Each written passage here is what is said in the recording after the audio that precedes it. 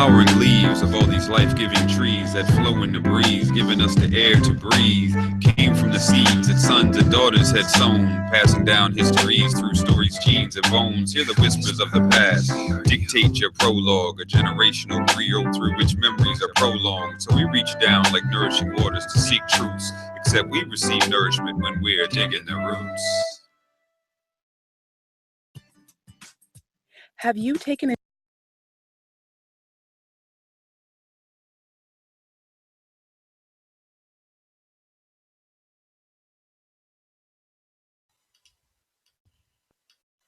Hello, everybody. Welcome. Thank you so much for joining us on your busy Tuesday night. We know it is a fast news cycle, and we're not going to miss any of it, and neither are you. But for the next hour and a half, we are here to give you some genealogy infotainment at the behest of our awesome set of panelists. And we've got some great guests that are joining us tonight for this 30-second episode of BlackProGen Live. Before we get deep into the conversation and into intros and all that stuff, we just want to remind you to make sure that you join the conversation. If you're watching tonight's episode, but you aren't able to participate in the live chat, weigh in on Twitter by tweeting us at BlackProGen or by using the hashtag BlackProGen. Also, if you're watching us live and you're on your computer, there is a live chat box to the top right-hand corner of your screen that you can participate in. The chat room is flying through. I can see it just scrolling by on my screen. Thank you so much for those chatters that are joining us this evening. Also, if you're looking at the show on a mobile device and you're using the YouTube app, there's a live chat box at the bottom of the screen that you can use so that you can participate in the program. So what are we discussing tonight? Tonight's episode is called Getting Started with Asian Pacific Islander Research. The Asian Pacific Islander community has a rich, unique history that often gets little airtime when it comes to genealogy and family history research. Join us as we discuss how to get started, resources, and more. So that's the topic for tonight, is Getting Started with Asian Pacific Islander Genealogy Research. And we have two awesome guests that I'll introduce in a little while, so you'll know exactly who we're talking about tonight. But before we get there as well, a few more reminders. Don't forget to subscribe to The Lowdown. What's The Lowdown? Get the latest and greatest from BlackProGen in your inbox. If you subscribe to The Lowdown, you'll get the ability to get all the blog posts, podcasts, radio shows, anything that this group produces. It will come through in your inbox, and you don't have to visit all of our sites individually. So check the description of the recording of this video and any other BlackProGen Live episode for the link to subscribe to The Lowdown. Also, while we're dealing with reminders, don't forget that there are 31 other episodes of this show, such as Brick Wall Busters. We have a show that we do from the Southern California Genealogy Jamboree. Hopefully our two guests that are here tonight may be able to join me for that show, since I'll be by my lonesome in Burbank this year.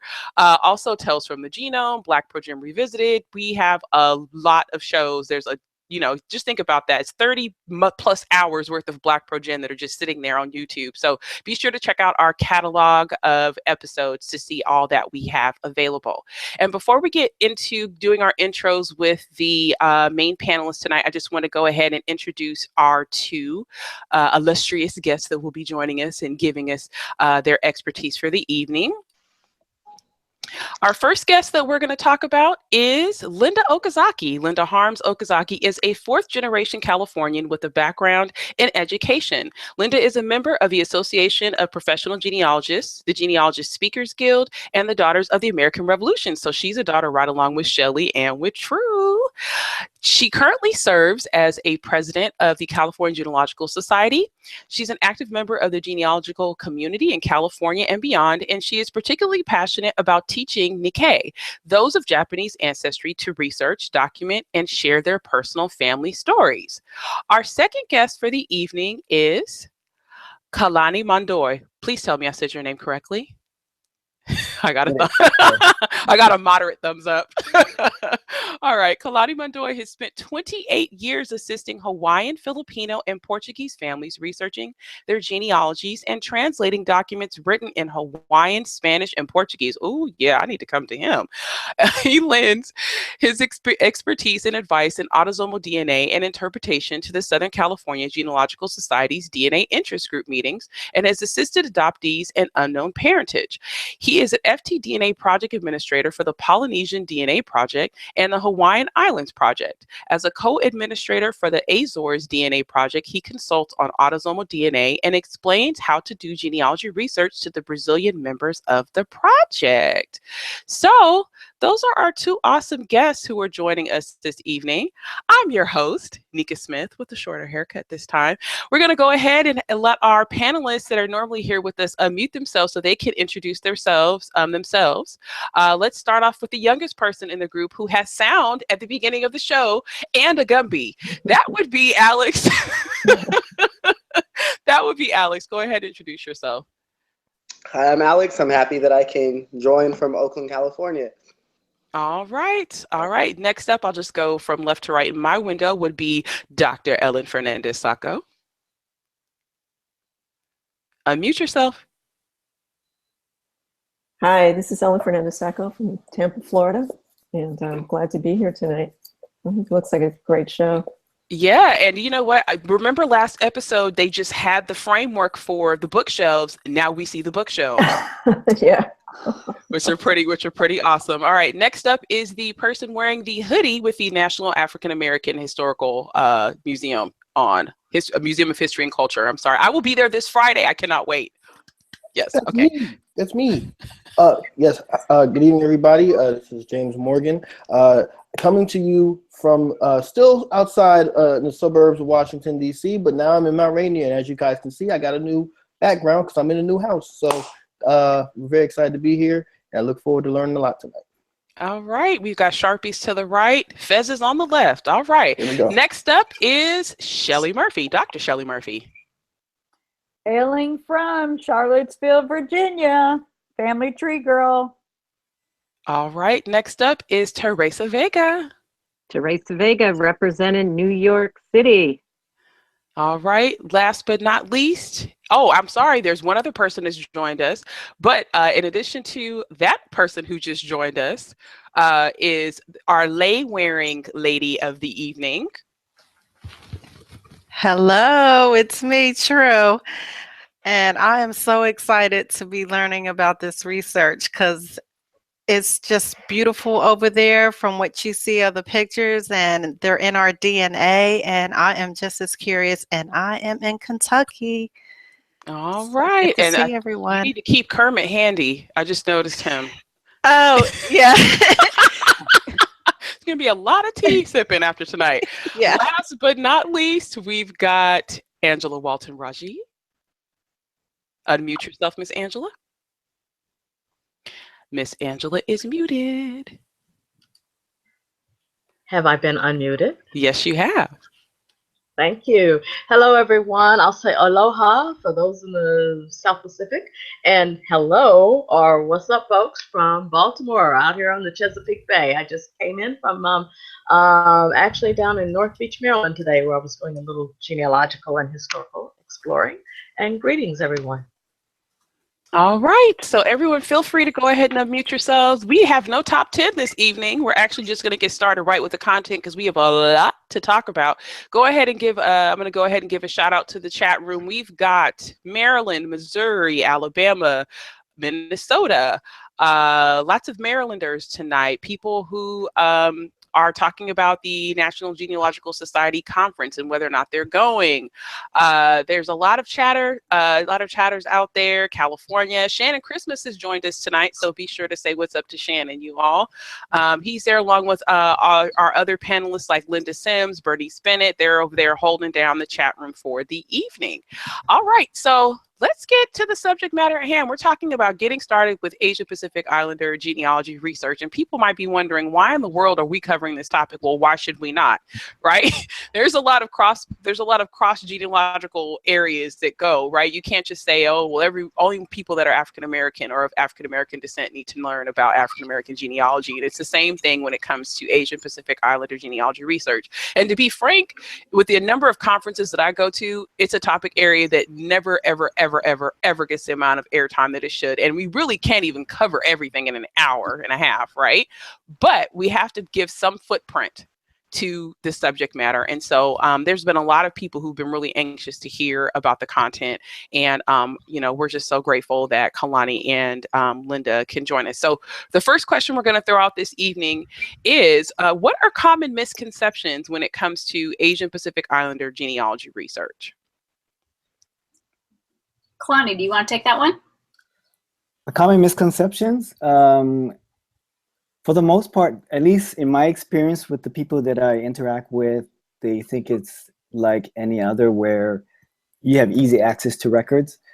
But if you come from, if your parent or your grandparent come from Asia, for example, you don't have, records within wherever your ancestors immigrated to long enough to access. So you have to usually go to a different country or find a way to access records from the motherland.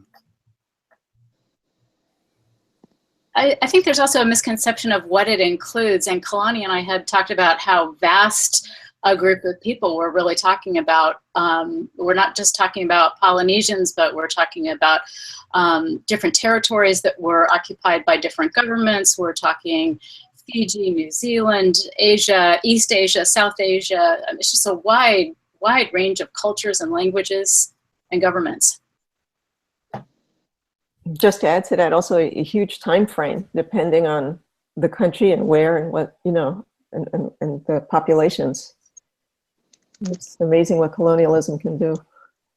And if you're talking about immigration to the United States, it's fairly recent compared to colonial New England, the earliest slaves that came in. Most Asians didn't come to the mainland until the mid-1800s. Right. I think these are similar dates for the Caribbean too.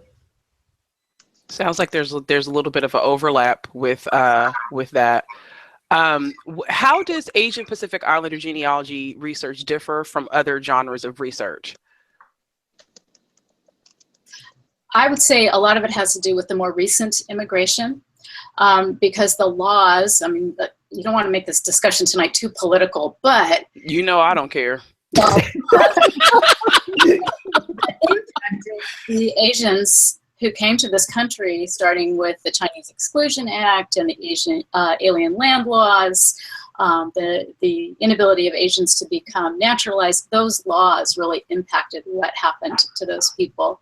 Another thing that impacts your research has to do with language. A lot of times people see that as a barrier because not only are we talking different language, we're talking different alphabet. Vietnamese, we're talking Chinese, Korean, Japanese. So, Kalani? The same thing what Linda just said. It's definitely the language that causes the problem, and especially if it's a different writing system. And not only that, you also have learning how different cultures are just different. There might be a benefit, depends. Like with Filipinos, for example, I did Filipino research. They were heavily influenced by the Spaniards, so the church records were very helpful because they're very detailed. But other Asian countries, for example, it's very different. I know with the Chinese, what little I know, it's pretty male-dominated. So they might keep track of the male side, but not so much the female side. It sounds to me like it's similar to what the situation would be like for African Americans if we had retained our cultural languages that we had, right? Because you would require knowing how to speak that particular dialect, right? And then depending on the region that you lived in Africa, you might speak the same dialect, but it might be just a little bit different. And so I would imagine that that we would probably encounter the same things when it comes to African American and really any other types of research where there's different language challenges as well. The other thing is these aren't languages that are like based from Latin. So, you know, where people might pick up Spanish or be like me, like when I went to Cameroon and the language, you know, the language was French, I was speaking Spanish to people speaking French looking for cognates. There's not really easy cognates when you're talking about Japanese and Chinese. And just my little limited amount of Chinese that I know. And then also, you know, the whole concept of the fact that you don't read from left to right, you know, even things like that, you know, also could kind of deter people when it comes to genealogy research and people of color, and especially with Asian Pacific Islander research. What are some steps beyond the basics that people can take to get the best start? I would say don't be afraid of the language and start learning the laws of the time of the people that you are researching, because the laws will determine what records are going to be available, whether you're looking in the US or in the original country. I would echo the same thing, similar to what Linda just said with the laws. History, knowing the history, learning about the history of the country definitely will help. You learn about the different customs, especially in my case with both Filipino and Hawaiian.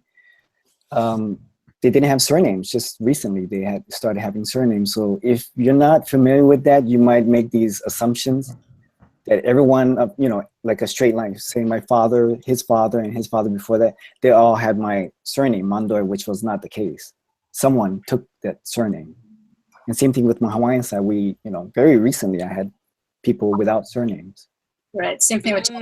So this is sounding very similar to the challenge that we normally deal with when it comes to finding people who were formerly enslaved. We're there. Look at all these connections. I don't know if everybody's paying attention to this. Well, I was going to say, in writing my last blog post, the surnames in the first 3 census records for African Americans was just Negro. If you were Native American, it was just Indian. And the one person whose name was Ali African, guess where he was from? Africa. I would hope so, but see, that doesn't always fit as well, because being somebody who does Indian Territory research, my family's from the Cherokee Nation. Unfortunately, based on how the indexing was done for certain censuses, when someone was listed as being born in the Cherokee Nation, they would mark them as being born in China. Wow. Because it started with CH. And so, yeah, this sounds like you guys are just not finding this out. Angela knows this because she. I didn't know it. Yeah. So, like, if you look at state census records, especially if you're dealing with Indian Territory, people who left, you know, Northeast Oklahoma or the Indian Territory and fled into, you know, what's now, of course, what was then Southeast Kansas and, you know, Southwest Missouri, people will have, you know, it'll say Negro or colored, but that they were born in China. Yeah, I think that some of that is an indexing issue. Yeah, that's exactly what I said. It's an indexing problem. Because someone, particularly someone who works for Ancestry or Family Search, and they tend to have many, not all, but many of their indexing projects are done by people who are quote unquote offshore in other countries. And certainly if you have no knowledge of 19th century American history, and be more specific, 19th century, what is now Oklahoma history, you have no idea that CH can be, Cherokee, Choctaw, Chickasaw, and your sound just went. CH, logically China. So yeah, that does happen sometimes. Yeah, I was just bringing that up just in case somebody might have, you know, because I mean, you got to think about it. If somebody's new to doing research and they see CH or they see China for a person that they know is there, but they, you know what I mean? And they might try to connect that to DNA results. I mean, it's a big, long jump, but you know, it's something to be talked about. So there's a bit of discussion in the chat room about how people of Asian descent were documented on the census in terms of race. Is it consistent? Is it not? In my case, no. In Hawaii, and I've seen a lot of Hawaiians make this mistake when they're trying to research their Asian side. There was a time when, I believe the 1900 census record, I remember CHIN for Chinese. And then at one point, the Chinese became known as CH. I don't know if it's 1920 and on, but in the 1900s, I believe the CH originally was Caucasian Hawaiian. So it changes. And the same thing with OC, I believe from 1910, I remember 1910 census, so I don't know if it's before or after 1920. The OC was other Caucasian. I saw it indexed on Ancestry as Octoroon. So, so look at all this cross-pollination. I was going to say this is really interesting because I don't even know if I would have, you know what I mean, Angela? So now that we see the reverse, we see Octoroon instead of Cherokee Nation or Chickasaw. Yes.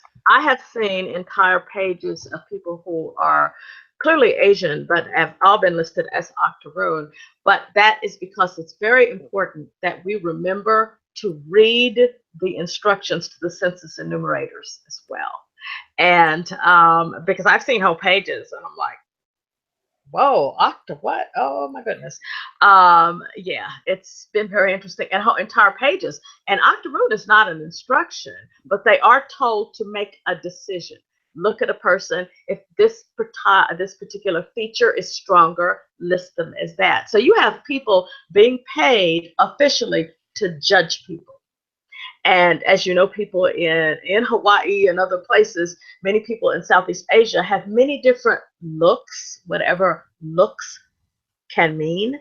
And yeah, so you're asking a census enumerator to look you up, size you up, make a decision, and declare you as that, because they didn't declare themselves as Octoroons. You know, that's something that, again, and sometimes that's just the way it was written down. But we should always pay attention to the enumeration instructions. And you can Google for them. Census.gov, censusarchive.gov also gives the census enumeration instructions as well. Yeah, I was going to say that that's a great practice to have, especially if you're kind of confused as to why certain terms or things have changed. Is just definitely look at the descriptions for each census, and you know, as Angela mentioned, you're going to have to Google for that. That's not something that, you know, many of the major search sites just have the instructions. Like, I mean, I don't know, maybe we can ask them to add, you know what I mean, on the main page, like add the instructions for the census enumerators, you know, because they have the form, they have the blank form, right, that you can fill in, but there isn't the instructions that are there as well. So interesting discussion. So yeah, that was something that people were asking about in the chat room that I thought we should probably talk about.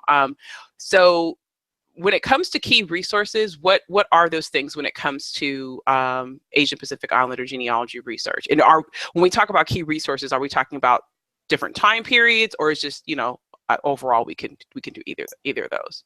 You can unmute yourself, and Linda, sorry. Can you hear me now? Yeah. But if you're getting started, I would immediately go to the Family Search Wiki. They've got some great explanations that are very elementary.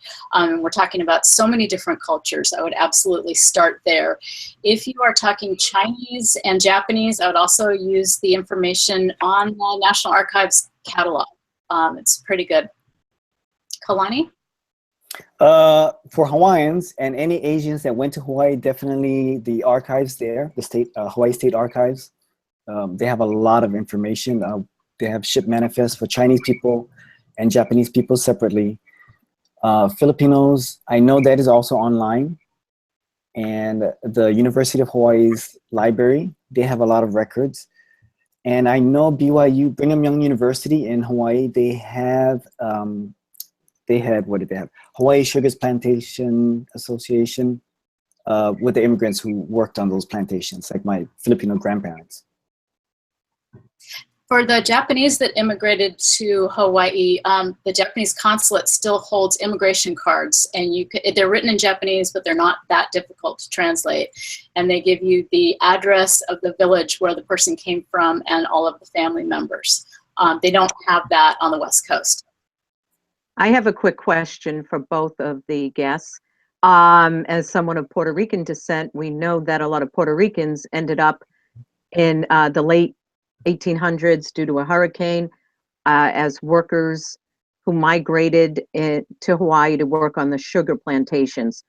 Do you know of any records that would be found in, let's say, Hawaii that would discuss this migration? I know there's some records on Ancestry. Ellen might know where other records are as well. I don't remember seeing anything specific for just Puerto Ricans at the Hawaii State Archives on immigration. I know they're mentioned on ship manifests, but if it's just dedicated towards Puerto Ricans, I'm not sure. Okay. Maybe the libraries might have something, which I really haven't gone to yet. Meaning the University of Hawaii Library. Yeah, I have a lot of DNA cousins with roots there. Clearly, yeah, they were there. Some still are there. I would say too, if we're going to have that discussion, we also, because there's a little bit of conversation about it going on in the chat room, is you got to think about places like Jamaica, where you have a high number. I think it was was it Chinese? Folks that were they were in Jamaica, and so there are a number of people that I know through my photography world that are African American. They have Chinese last names, and I was like, what happened there? And then that's when I kind of learned about the whole, Jamaica Chinese sort of thing. So, so that's something also. Oh, go ahead. I'm sorry.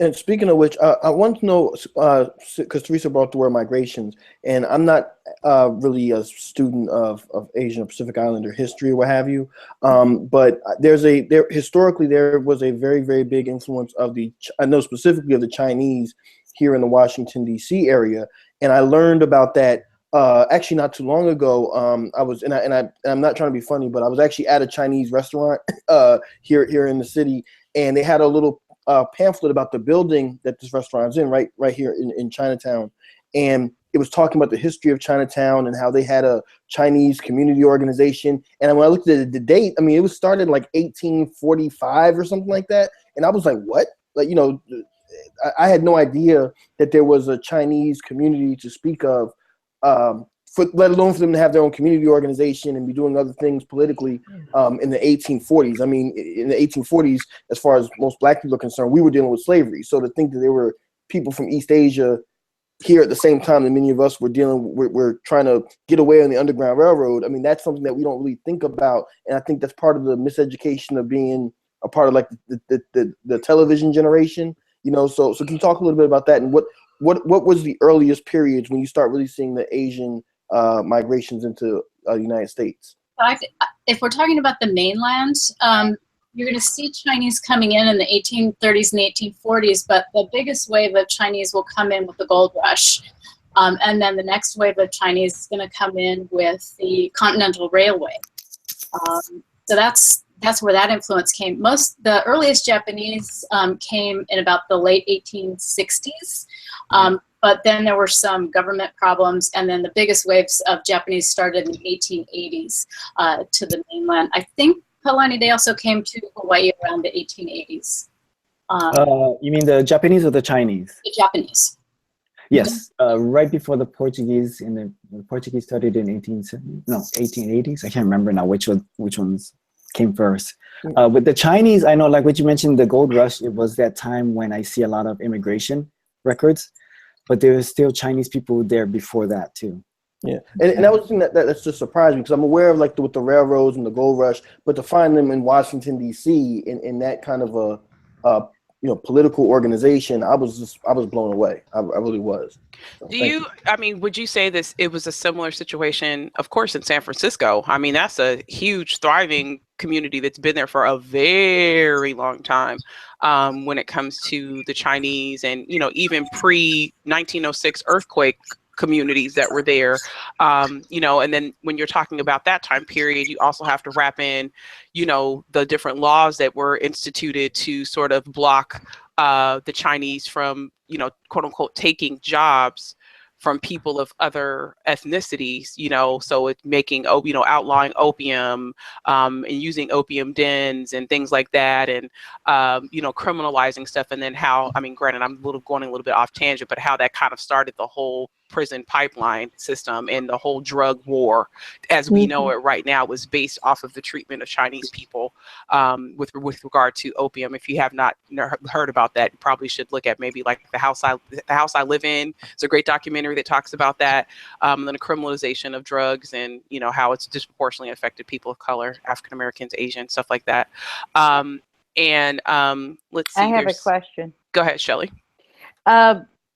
Hawaii, were there any ships, and I say as in slave ships, that rode into Hawaii? Are there indication of early African slaves ever come there? Because we know the British were around, and I want to know if any slave ships rode into Hawaii. And I will say something on the side. My experience of living over there for several years, that, you know, and coming from Michigan, say the north, going south and then going west and then going to Hawaii, it was a little different shot because the black and the white were now the minority and the Asians were the majority. So that was a different culture for me to adjust, even though, you know, it didn't take long to adjust to that. But I will tell you, when we left Hawaii and moved back to the mainland, my daughter didn't know black people. She had not grown to elementary school and middle school. She didn't have any connection with black people.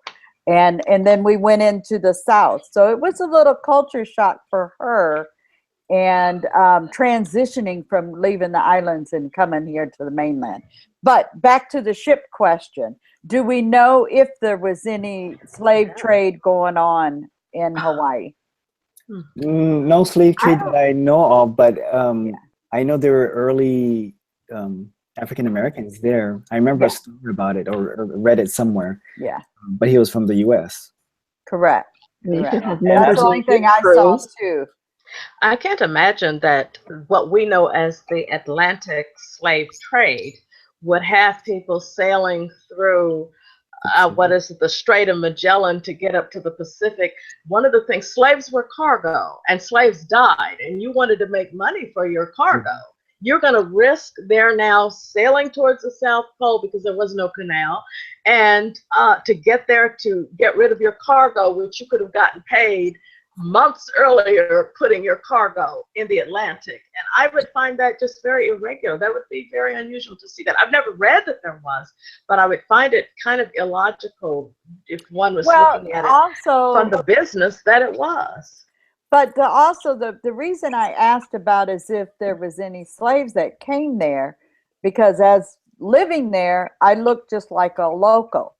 You have the different shadings of pretty brown. You have the hair that goes from straight to whatever you want to call it, and where I grew up, it was nappy. You have that. So there has to be some African roots there in the Polynesian culture. So but not somewhere, necessarily through the Africans. I would say if there's. Then tell me where they're coming from. Well, you got to think about, isn't Mexico closer?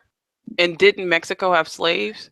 It is, and Costa Chica, which is on the southeastern coast of Mexico, which would be logical. But also, yes, Polynesia does have people with African-esque features, Or and Negroid who have a Philippines. maritime, who have a maritime history. Yeah. So some of that could have been through migration and not through enslavement. But again, I don't know that history. It's more ancient. I would think it has more to do with crews on ships, because it's the age of exploration during the 18th century into the early 19th century. And then, I mean, settlements by Europeans didn't really get going until then. And if they're going to do anything, they'll take the local people first. Shelley, you know, I may be bald right now, but I used to have nappy hair too. Exactly. So you know, it's very becoming. I owe you a drink. I owe you a drink. You know, I'm going. So you know what I'm talking about. You know, and again, you know, as a genealogist, you notice those things. And actually, the prejudice that I saw was amongst the Asians, and of course, here sat back the blacks and the whites. You know, but it was different to see that, you know. And again, I point out that I came from the North, no experience in the South except for military around that. And that was all culturally mixed.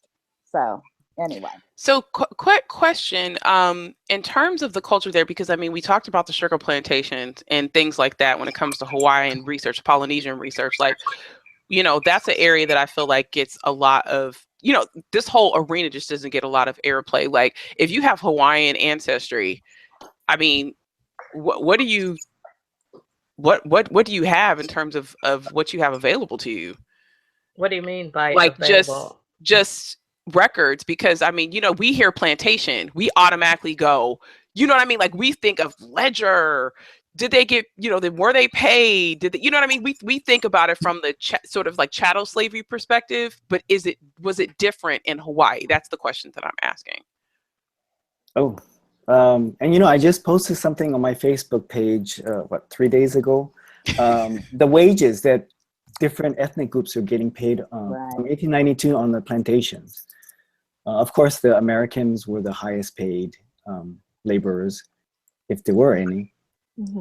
And the lowest was, I think it was Japanese, or maybe it was the Japanese, and then the Chinese was the second lowest. And of course, the women were even much lower than that.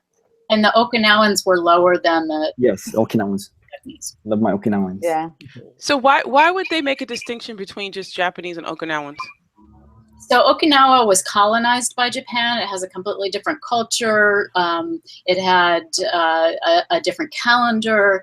It's pretty far south from the main islands of Japan, and it's fairly recent, historically speaking, that it was colonized by Japan. So. Wow. Okay. See, you guys are teaching me something, because I didn't know anything about that. They do make a distinction, even in Hawaii, you know, between the Japanese people versus Okinawans. I have Okinawan cousins, and they like to say that they're Okinawan versus Japanese. Sometimes they'll say Japanese, usually to outsiders.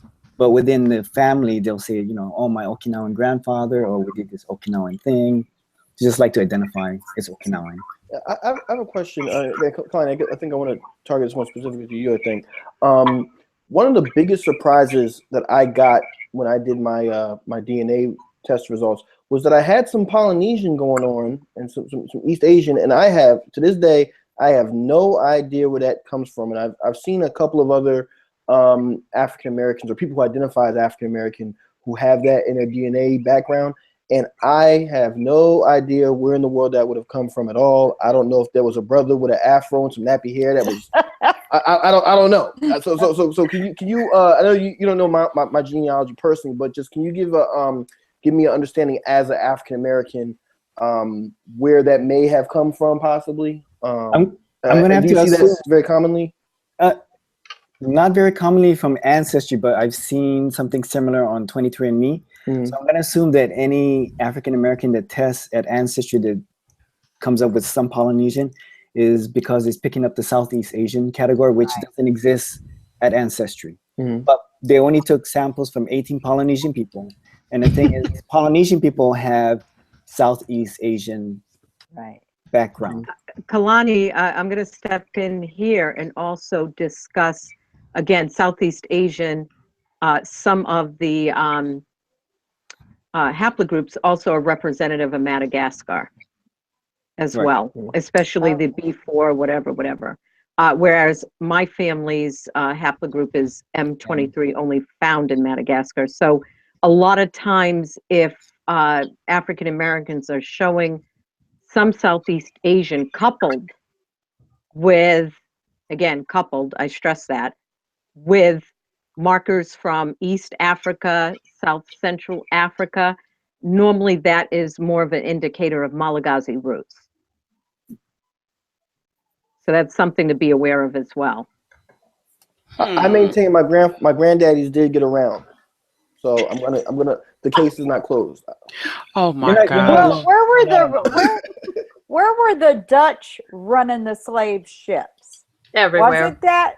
Well, yeah. Sometimes it was Brazil. Was one, of course, Suriname. Curaçao. The Dutch islands in the Caribbean. I was wondering if they made their Southern Africa, Afrikaans stems from the Dutch language, even the language itself. Yeah, see, I was gonna say I have Southeast Asian, and so does my grandmother. She's like 80% African, and the only outlier she has is European and Southeast Asian. That's it. Could that be the Native American? Is that Ice Roger side or is it? No, this is my it's grandmother different just side. passed. Yeah, this is Oh, straight the up one who just Louisiana. died. Oh, I would suggest, Shelley, for more information, you can go to the Transatlantic Voyage website and see if they have documentation there. That's the only place I would know. That's actually looking on the map. That's why I said it. So Okay. Hey. I'm keeping the conversation going. Yes, we are. So just to bring things back, Yeah. how active is the Asian Pacific Islander genealogy community? Is it something that's pretty vibrant, or is it there's not very many of Well, I can address the Japanese and Chinese communities. It's not very vibrant, although I think that we as genealogists owe it to those communities to get out there and teach them how to find their records, and that excites them and they can add to the data pool. I'll give you an example. 2 years ago, my husband did the Y-DNA test and he came back with a Caucasian haplogroup on his Y-DNA. It's just because they didn't have enough people in the pool. Right. So it's really, we owe it to those communities to get out there and start pushing. I think it's a little bit different with unknown parentage, especially when you have American military men who fathered children in Japan, Korea, and Vietnam. Those people are much more excited with the DNA. But Kalani might have a different perspective. The same thing with for Filipinos, doesn't exist. Not at all. They're interested, they're curious, but they just don't know how to research their records. With the Hawaiian community is different because we come from our oral tradition and we know a lot about our history and our ancestors. And now they're learning more how to use records to go further back. But there's I know Facebook groups for Hawaiian genealogy. And because it's a small community, we all know or we're familiar with various families. So it's pretty easy. And we're all related somehow. I have a question. I have a good friend who's a member of the Hawaiian royal family, actually. He's a Kanahia. I don't know if that name rings a bell for you or not. And he always tells me about how there's a song tradition, I guess, within their family with how they recorded their family history. And he had to learn it when he was younger and stuff. And I thought that was really cool. That's that's just usually chanting. I mean, we chant our oral genealogy. That's very West African. And my husband's family, you have a family oriki, and your oriki is your genealogy.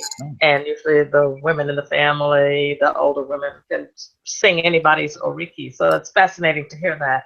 But I have a question about the American territories outside of Hawaii, where particularly were census enumerations taken in Guamanian communities in Guam or in American Samoa. These are U.S. territories. So was there a federal census conducted, and if so, during what years?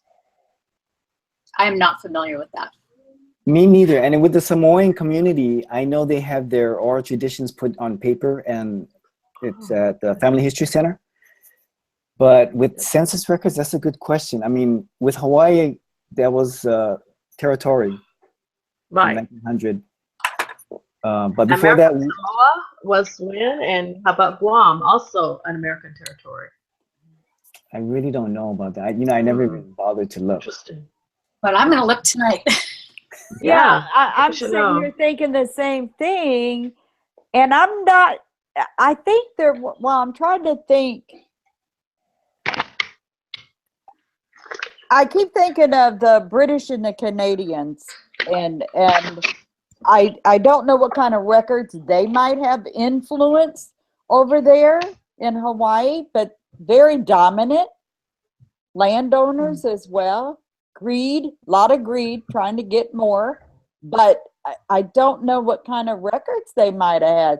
That'd be interesting to find out. It looks like Ellen has found M1874 non-population schedules for American Samoa in 1930 for agriculture. Okay. So stuff does exist. Stuff does exist. Going back briefly to the DNA question, because we're actually not done. We're actually going to have a whole Japanese portion of this discussion, especially in particular, specifically referring to the internment files and things like that, especially so this is a milestone year, so to speak, for that information. Does the marketing of some of the big DNA companies seem to be effective with this demographic, or no? Are you all finding people of Asian Pacific Islander are they adopting maybe the DNA tests more than they are the genealogy, or? I haven't, we've started a couple of genealogy groups. There's 2 Japanese genealogy groups in California, but I think, as I mentioned earlier, getting out into those communities, we got Ancestry to donate some door prizes, the DNA kits, and that got people excited. We really have to do more of that to get people interested in doing the test. I know, yeah, same thing with the DNA test, at least with Hawaiians. They became more interested, but like with Native Americans, they're pretty sensitive. I still find a lot of Hawaiians who are just sensitive about the whole thing. And even right now, they have an issue about lowering the blood quantum for Hawaiian homestead lands. But there was something recently, I think late last year, relating to DNA and how to use that, or if they could use it. And everybody was asking me, like, all these questions about it, and I didn't want to give them the wrong impression. But I mean, it is getting more popular, especially with Ancestry's Polynesian category. Yeah. I know a few weeks ago I just watched. It's the first time I saw one. A lot of these people, they made a reaction or a video with their DNA results. Yeah. And I was looking at the girl. I was like, this girl, she has an accent. She must be Samoan, but she's probably from New Zealand. And then she started laughing when she saw her results, and she couldn't stop laughing. And her sister said, what? And I was like, this is stupid. It's going to be 100% Polynesian. And she's like, this is 100%. I paid all this money. They had them tell me, I already know that I'm 100% Samoan. This is 100% Polynesian. I was like, yeah. But I have a question. Tell me what 100% Polynesian is. What is that? What actually is that? Seriously. That would be anybody from Polynesia. Somebody needs to turn down their mic or something. I heard an echo. Yeah, Polynesia. I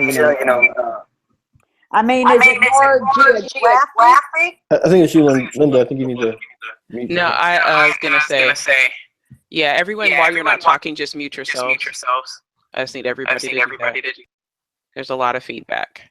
Okay, go ahead and answer the question, Kalani. Unmute yourself and answer the question. So Polynesia is basically, it's defined by Hawaii in the north, New Zealand in the west, southwest, and Easter Island in southeast. So all those islands in between there are considered Polynesian. And I know with Ancestry, they got supposedly 18 Polynesian samples. But at least the Polynesian people, actually, in Hawaii, I didn't grow up calling myself Polynesian. I always called myself Hawaiian. Right. And never Polynesian. Polynesian is more of a... Geographic. Yeah, but what do you call that? More inclusive term. Okay. And because of DNA, I've been using Polynesian more, but I never call myself Polynesian. I was about to say, everybody I knew from college, they never said I'm Polynesian. They always said I'm Hawaiian. Yeah. You know what's funny to me? I have a Polynesian coworker actually, and I think she's supposed to be watching. If you are, shout, hey Pauline, if you're watching. And she actually came to me and asked me about doing her family history and DNA and all type of stuff. And she said something that was kind of funny to me. She said that she's interested in it, but she was a little familiar with Roots and Alex Haley and everything. And she was a kid, but that's kind of like a black thing. A lot of people view it as like a black thing. And I was like, well, no, because everybody has a family history. Everybody has a story, And she talked about, she knows that her family, I guess, they were very negatively affected, I guess, by World War II and all this type of stuff.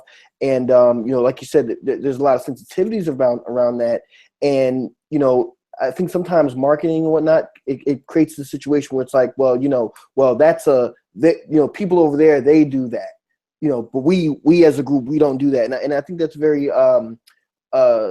negative thinking, because I'm sure there's a lot of valuable information in these families that will contribute to the broader human narrative. And I'm curious as to why that seems to be, why that seems to be the case? Do you think that it's a situation where people are just satisfied with we're Hawaiian, we're Japanese, or do you think that there's some more deep-seated feelings around the politics of like you said, colonialism and whatnot?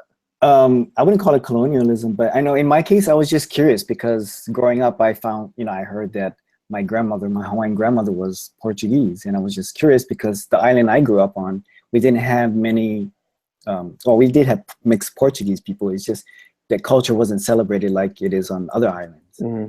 So I just was curious, and I wasn't raised by my Hawaiian mother. Okay. So I just thought made me curious, and then eventually all these years of research led me to learning the language. And then thanks to DNA, it confused me. And then my mom got interested, and then it turns out she said, she was adopted. She was curious why I was testing all these relatives. And I said, no, I think your father was not your father. She's like, well, I already knew that I was adopted. But eventually I found her biological parents, and now I know I do not have Portuguese ancestry, but I do have, European, British ancestry. Wow. I think it's the same for a lot of other people.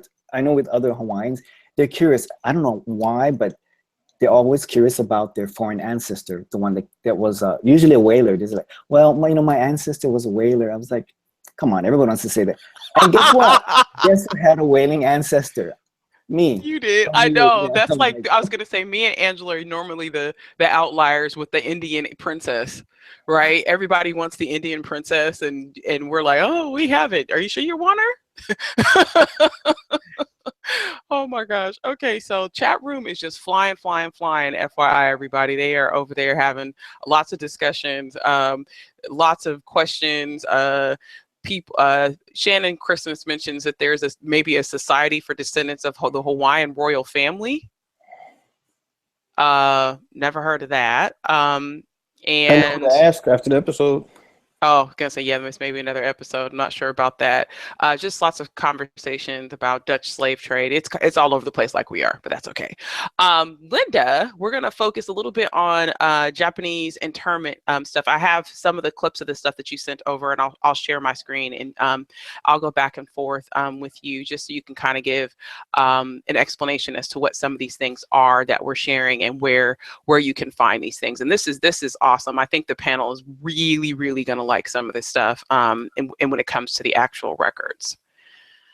All right, so you sent over this little sliver here, and you had quite a bit of text to go right along with it. Can you kind of tell us what this is? Yeah, so let me give you a little bit of background. Most people are familiar with the 10 internment camps, the Manzanar, Tule Lake, that sort of thing. But there were a total of 69 different places where people were actually incarcerated. This little snippet here applies to just those 10 internment camps that were run by the War Relocation Authority, and all of the adults had to fill out essentially a questionnaire that the government used to determine their loyalty. And the Japanese and the Japanese Americans referred to this as the loyalty questionnaire. And if they answered no to the two questions, they were considered the no boys. And they were often sent off to the Tule Lake Segregation Center. It's just an interesting part of a required document that a lot of people had to fill out. And the confusion has to do with, are you willing to serve in the armed forces wherever ordered? Well, if you were Japanese and you couldn't become an American citizen because we didn't allow that, that puts you in an awkward situation. If you gave up your Japanese citizenship, then you would be stateless. And the same thing with the second question, would you swear unqualified allegiance to the United States of America? Well, if your family is incarcerated, do you really want to go serve overseas? And what it ended up doing was dividing the Japanese community. Wow. So there's a question that came in from the chat room asking about where the 10 internment camps were. And I think you provided a map. I'll go ahead over to the website and you can talk a little bit about that as I find it. Okay, so the 10 internment camps that were run by the War Relocation Authority were a little bit inland. So the only ones in California were Manzanar, which is on the east side of California, and Tule Lake, which is very far north. They were in, wasn't prepared with my map in my head, Utah, Arizona, Arkansas. I'm trying to think. You're gonna have to show me the map when you find it, but they were all over the United States, and some people moved between camps. So for example, they may have been sent to one camp and then their family was in another, so they got transferred over. So you asked me about documents, and if you want to know where to get started, I would start with Ancestry.com and look up the U.S. Final Accountability Rosters, and you'll see right on there what camp that person was in and also what assembly center they were in before they were in the camps. Those were essentially racetracks for the most part, where people stayed in horse stables, animal quarters until the internment camps were built. I know Nika's frantically looking for that map. It'll come up soon enough. Yeah, I got it. Sorry. I was trying to post it in the chat so people could see it there as well. This is the map that Linda shared with us that is on a website. I don't want to butcher the name. Densho. It's Densho, and it's free, it's interactive, it's phenomenal. It's run by some people in Seattle. I encourage everyone to go to that website, and that map shows you not only where the internment camps were, but also the assembly centers, INS centers, DOJ camps, Army camps, all different kinds of things. There were federal prisons, and if you look at the map, the little icons will tell you which ones. The triangles were the assembly centers. Those were, for the most part, in Washington, Oregon, and California, and then the internment camps went eastward. Anyone notice anything that stands out to you about this map? There's a lot going on in California. Well, there were 16 different assembly centers, and those records are only on microfilm. Most of them are at College Park, Maryland. That's up the street from me. Say that again? I live down the street from College Park. Well, I might just have to have you go get me some records sometimes. So those assembly center records are on microfilm, and they're also in National Archives in San Bruno. Unfortunately, neither location has a complete collection. So for example, the Santa Anita records are only in College Park. The ones for my husband's family are only in College Park. So you just have to look at the catalog and see which ones are where and then order them. Okay, and Bernice is loading up the chat room with like 175 questions. I think we're going to get to some of these. So let me go through the slides, and then if we haven't covered that, we'll go ahead and I'll go ahead and go there back to where we were. So let me go on ahead and go back.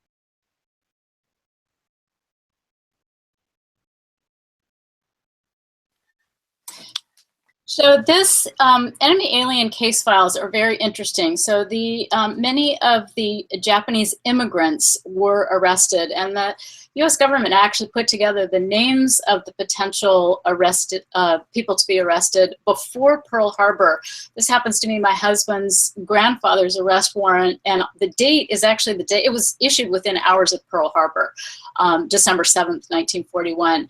He was off picking lettuce near in the Imperial Valley, so they didn't actually arrest him until, I think, February or so.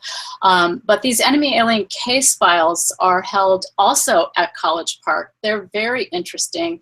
I've asked Bernice to get some for me as well, and they can be much more informative than the ones that came from the War Relocation Authority camps. The questionnaires that were for the enemy aliens tended to be 23 pages instead of the 4 pages. My husband's grandfather's file was hundreds of pages, in addition to the 23-page questionnaire. There might be photos, there might be biographical information from Japan. You just don't know until you open it up. Sort of sounds like a Civil War pension file. And unfortunately, where you just don't know what's going to be in there, or do you just have no clue? And there's some I actually copied and pasted a couple of the documents that you sent over. Right. So you might get the mugshot of your uncle, but they're going to be big files. I think when Bernice had to get records for me, she was astounded at how big the files are. There's often letters from family members. Keep in mind, this is the 1940s, so everything was done in triplicate and quadruplicate and lots of staples. So if you're going to go look at these records in person, you have to deal with all the staples that are there. But as tragic as a time as this was, it's a genealogical gold mine. Can often lead you to the village that your ancestor came from, and it really puts history in perspective when you see what happened. I mean, I just look at Ichinojo Osuga's face, his mugshot when he was in the Imperial Valley. He spent one night in El Centro. That's the photo on the right. He looks scared to death. The thing that sticks out to me about that is, for a very long time, and even today, I think with like how, again, going back to the television, being Black has almost defined oppression in America. And I hate to say that, but to see this story and to know that it happened in this country, and to know that it didn't have anything necessarily to do with Black people, but there were still similar conditions. It's just a human being in me really cries out. So that's just, I can see that, like you said, I see the fear in his face, and it's terrible.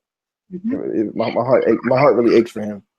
And it's amazing that happened so recently. So we're celebrating the 75th anniversary. Some of these people that were in the camps are still alive. Mm-hmm. Yeah.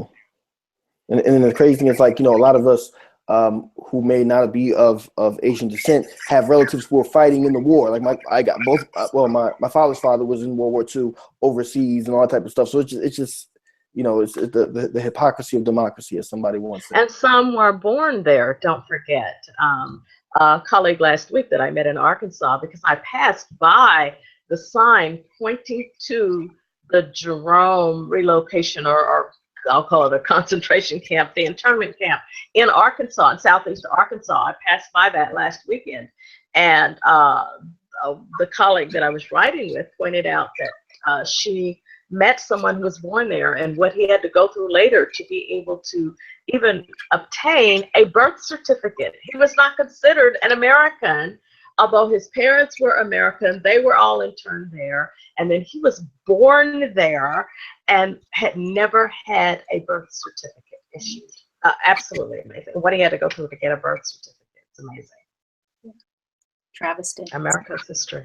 Everyone who was incarcerated has got some sort of documentation. So even if they were born there, usually the infants don't have their own file. They would be merged with the mothers, but there's going to be documentation on every single person who was in a camp, and regardless of what kind of camp they were in.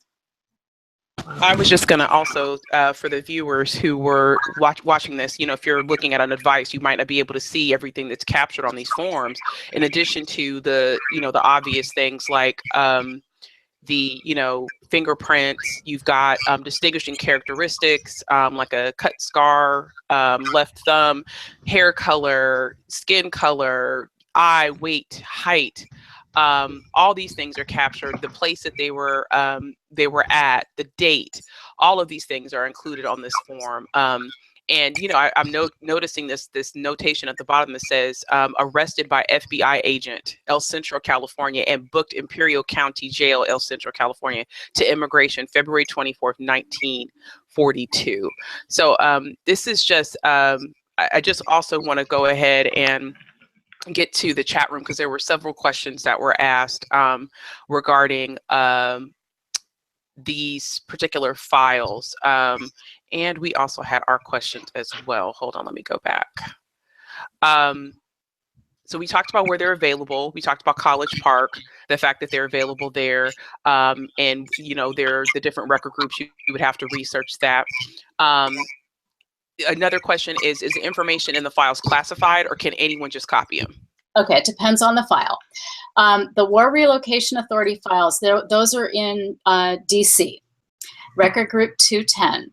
You have to either prove that the person is deceased, order your own record if you were the person who was incarcerated, or have a legal power of attorney letter authorizing you to go get those records. Because there's medical files, sometimes the people are still living and that sort of thing. The enemy alien files are a little bit different because those are usually older individuals who are deceased. So you prove that the person is, you know, if it was the immigrant, chances are he was born in the 1880s or something. You prove his death and then you get the record. But, you know, at College Park, there's more restrictions there. You have to get the approval to copy everything.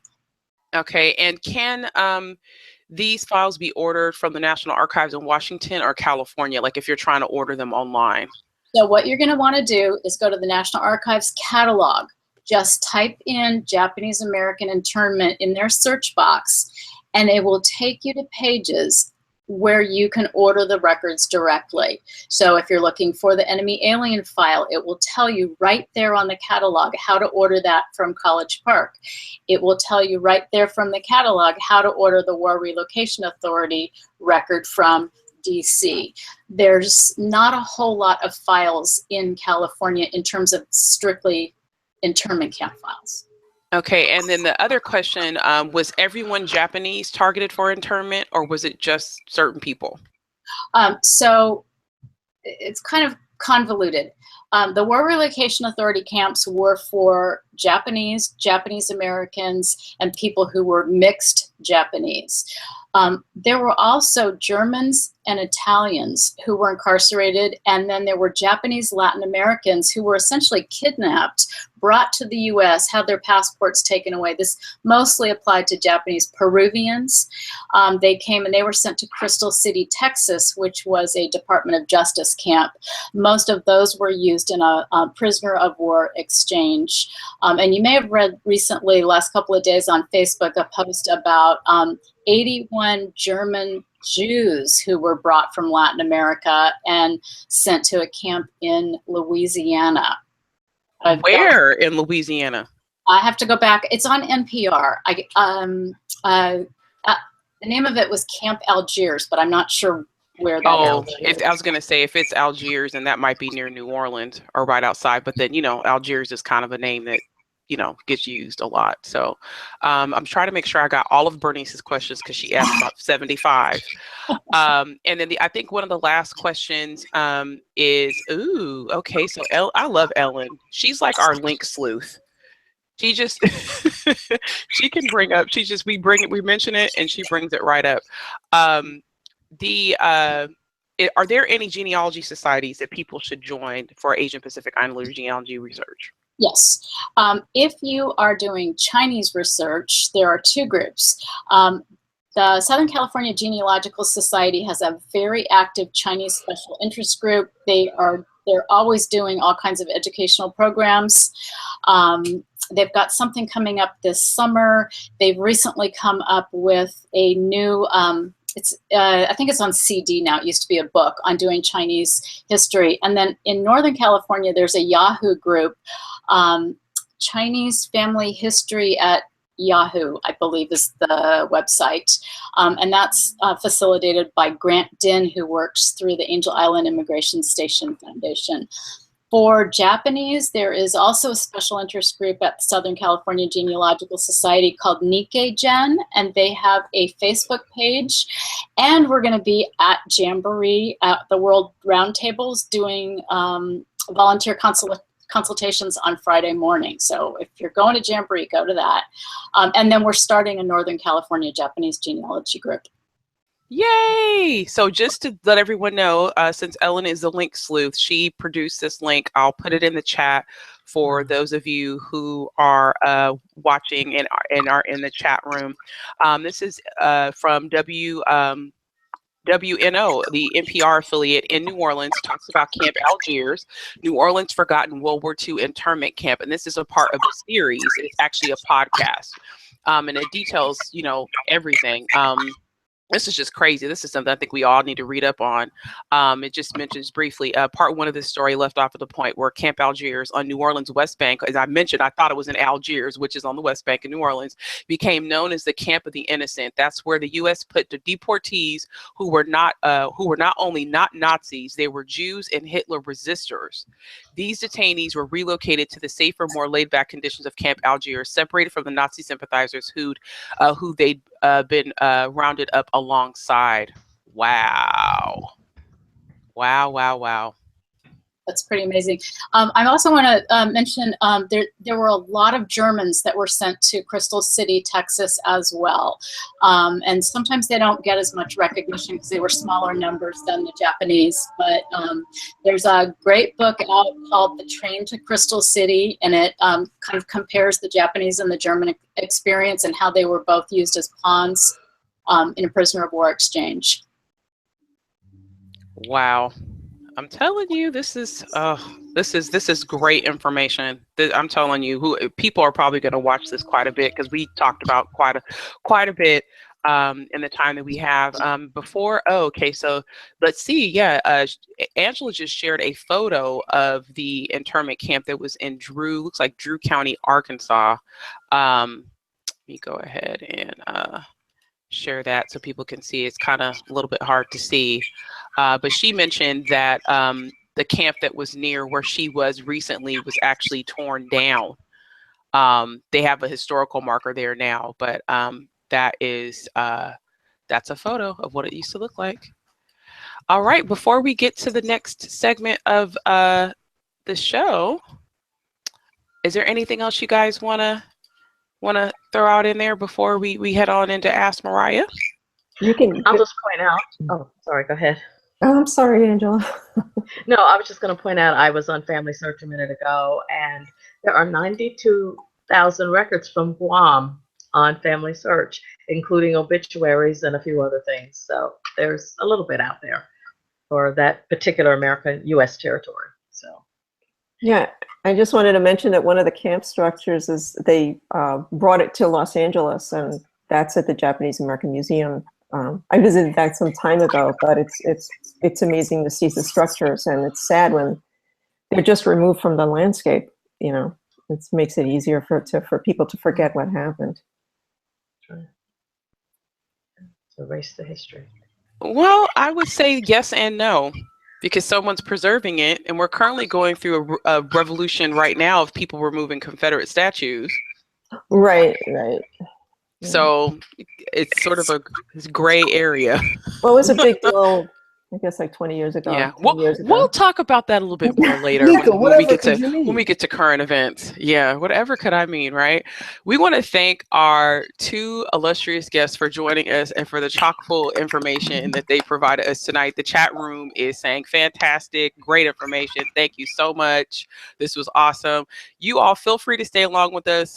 We've still got to get to Ask Mariah and to current events. We would love your feedback on any of that stuff. And we just thank you so much for taking time out of your evening to join us and to talk about Asian Pacific Islander genealogy research. And if you are watching and you use some of the tools that our esteemed panelists and guests suggested, please be sure to let us know if you found something. That's something we always want to know, that there's fruit for all of the information that we share. So without further ado, it's time for one of our favorite portions of the show called Ask Mariah. And what is Ask Mariah? This is the time where you, the viewer, send us your questions, queries, conundrums, I want to throw my laptop across the room because I can't find any things. And our panel will weigh in on suggestions, whatever we can think of that can help you get past your genealogical brick wall. As I always have to mention, the panel never gets this information beforehand because they will try to work it to death before we get to the actual segment. So just so you know, as always, the panel has never seen this query. They don't know anything about what is being presented. So tonight's Ask Mariah, and I don't see the submitter in the chat room, but that's okay because I think they provided just enough information that we would need to move forward. So tonight's Ask MARIAH comes from Adrian Wells. The question is, I would like to know who were the parents of my great-grandfather, Jimmy Lewis, and his brothers, Reason Lewis and Joseph Lewis, whether or not they had other siblings. Where were they during the 1880 census? Once again, the question is, I would like to know who were the parents of my great-grandfather, Jimmy Lewis, and his brothers, Reason Lewis and Joseph Lewis, whether or not they had other siblings, where they were during the 1880 census. Now, in terms of information that Adrian has started off with, and panelists, before you jump down my throat, there are 2 slides of information that he's found, because I know how y'all are. I know how y'all get, okay? Hold all horses and carriages. He's found a 1900 census for Jimmy Lewis living in Arcola, Washington County, Mississippi. We've got a 1910 census for Jimmy Lewis in Bolivar County, Mississippi. We've got 1900 to 1940 census for his brother Reason Lewis in Washington and Bolivar County, Mississippi. Now, I'm sorry, y'all, you guys have to understand, I live in Bolivar. I know it's Bolivar, excuse me. I know it's Bolivar, but here is Bolivar. So I can't turn it off. So just to remind everybody, oh, Adrian is here. He's in the chat room, which is great. So he can answer questions live. We got 1900 census for Jimmy Lewis in Arcola, Washington County, Mississippi. 1910, Jimmy Lewis, Bolivar County, Mississippi. 1900 through 1940 censuses for Reason in Washington and Bolivar County, Mississippi. Now, the additional, what he's found is in 1900, Reason is in a household of his brother Joseph. He also has a World War I draft card for Reason that states he was born April 30th, 1874. And he's got oral history that says Adrian's uncle says that all of his brothers were born in Louisiana. So that's what we're starting with, which is great because I love it, because this is the Mississippi Delta and we never get any play. Just so you know, Washington County and Bolivar County, or Bolivar County, are on the Mississippi Delta. They're just across the river from the Mississippi River from Louisiana, and they're not far from Arkansas. So unmute yourselves. Weigh in. How do we find Jimmy, Joseph, and Reason in the 1880 census? State, Mississippi.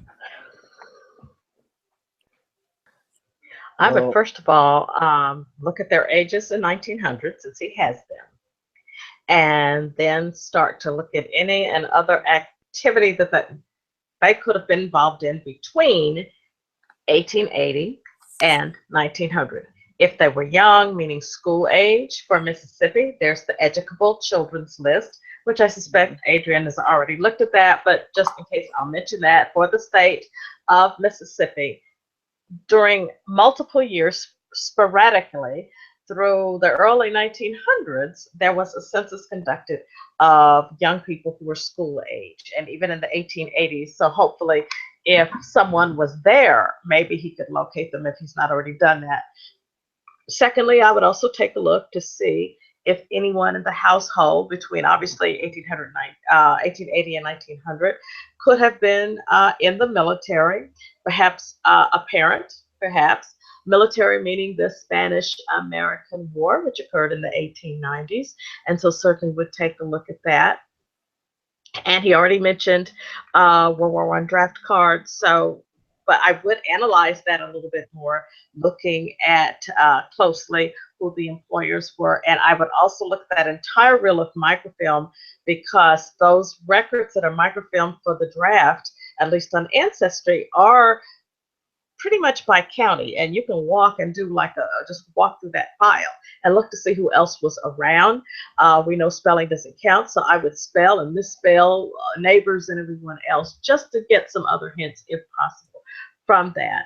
And I don't know if the states that surround Mississippi ever had a state census or not, meaning Tennessee or Louisiana. I don't know if they did. Okay. No, I was gonna say I'm gonna chime in here just because I'm a Delta researcher, so I'm gonna have to pull rank right now. Yes. On everybody else. I didn't select this one. Tony and Shelly selected this one. So what I was going to say is that in this particular area, you have to remember, because this is Louisiana, Mississippi Delta area, there was a lot of migration back and forth between these places. So one of the things that sticks out to me about what Adrian shared about what he had found was that the oral history stated that their family was from Louisiana. So in my advice would be to look in East Carroll and West Carroll parishes. East and West Carroll parishes were one parish until 1877. So you would just be 1870 census looking at Carroll Parish. 1880, you'd be looking at East and West Carroll. I'd look in Madison Parish, which is Tallulah, Louisiana. I'd look, I'd even go further south down into Tensaw Parish. Just look all through that delta. Also, I would go into Chico County, Arkansas. I would go into Drew County, Arkansas, which ironically, we just talked about that with the internment camp. I'd cross those regions. One of the best things you can do, especially if you're not sure where to find people in a particular state, but you know where they lived during a particular census. On Ancestry, folks always forget that there's a checkbox underneath that allows you, when you're searching by location, to search that particular location in adjacent counties. And when you do that on the Mississippi Delta, it will look in the other states that are across the river. So I would highly suggest that. The other thing I would say as well is you can look for the educable children's list, but considering the birth dates of these folks, Reason's draft card mentions that he was born in 1874. There's a high likelihood that he may not have gone to school. So you might be looking for their children to see if, maybe if they had anything. I don't want to make any assumptions, but let's see. It looks like Ellen pulled up Reason's draft card, and it doesn't really have very much information other than his permanent location, the fact that he was native born, a farmer. There's a employer's name. I would possibly look at that employer. The name of it is P.S. Stovall. See if they have any ties to Louisiana, perhaps maybe as a former slaveholder or whatever, looking at the different parishes in Louisiana. Something else I would also suggest in this case too is Reason is a name that's used a lot on the Delta. I want to say it was a slaveholder. There's a slaveholder named, is it Reason Davis? I could be wrong, but there's a slaveholder that has the first name Reason. I can't think of who the family is right offhand. And so any other things, I'm going to go to the chat room because this is flying. People are asking a lot and giving a lot of what do you call it? Feedback now. He mentions marriage records, says Jimmy married a Rachel Johnson, February 26, 1892 in Washington County, Mississippi. And Bernice asked if he was in the Civil War. Of course, Reason wasn't born until 1874, so there's no way he would have been in the Civil War. I would, there were a lot of U.S. colored troops in this area as well. People would get mustered out and they would go from Mississippi to Louisiana or vice versa, wherever the occupation or the opportunity was. The other thing you have to remember is that this area was so close to the Delta and the levee support was very bad that people would move around a lot because their farms would get flooded out from year to year. So you might find people in one state or one county, one census, and then you find them somewhere else otherwise. Something's telling me that he might want to research. It could be a long shot, but there was Colonel James Lewis, who I know came from that area. He eventually moved into Louisiana. He was a pretty important figure in Black Louisiana politics and whatnot. So when I see that Lewis spelling, it's spelled the same way. I know that Colonel James Lewis did come from that area. He was a Reconstruction era politician. So I don't know if there could be a family relation there at all, but I think it's something worth looking into.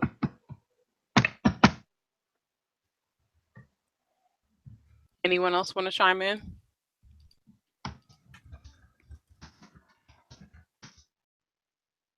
I'm wondering if his ancestor also could have been active. Now, I don't know what part of the Mississippi Delta.